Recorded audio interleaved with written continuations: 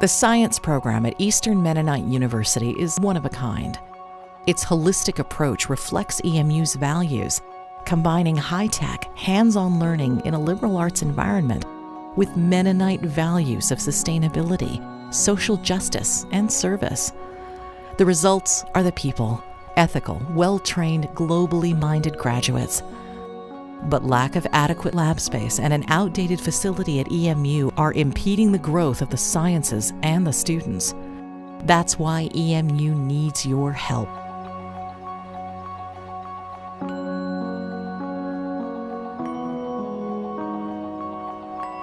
Education is so important in our society. It's the proving ground for the bright young minds that are going to lead the future. And we really need that leadership, especially during our recent economic troubles. These students will be the leaders of the future. Without adequate facilities, it will be much harder to position them well for their future lives. If you can make it through EMU's science program and do well there, you will be prepared for medical school. I was as well or better prepared as any of my classmates that went to Harvard, Yale, any of the Big Ten, you name it, school. The relationship with the professors is so close, and they're so interested in the lives of their students, both inside and outside of the classroom. And when you add to that a very rigorous science education, what you get are very, very caring science elementary school teachers, very, very caring physicians and pharmacists and scientists of tomorrow. What we're all getting from this is a cadre of highly trained, extremely competent, extremely caring, wonderful people. Our health center is located in one of the poorer neighborhoods in the city. It's a neighborhood that is known for a lot of the intensities here that relate to substance abuse. There's a fair bit of drug activity. The rates of people living with HIV and AIDS infection are a lot higher than they are in the rest of the city, and that's definitely a lot higher than it is in the rest of the state or the rest of the country. We have a big focus on trying to provide holistic health care and really trying to recognize that health is multifactorial. I mean, it's not just what's going on physically, but it's also what's going on emotionally, spiritually, socially.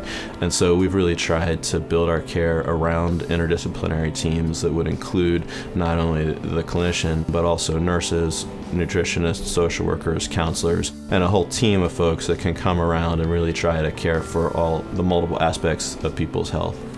I actually grew up in Philadelphia, to be in a place where I could be involved in making a difference in people's lives. I mean, I'd grown up here in the city. I'd grown up not far from here. I had seen a lot of models in my life of people that really had invested their lives in taking care of people who had experienced a lot of hurt and brokenness and struggle, and had really seen people whose faith had taken shape in their lives in a way that it made a difference in how they lived and where they chose to work. And that's something that I wanted to be a part of. EMU created a context where I could grow in becoming a leader, and I think that would have been true whatever discipline I went into.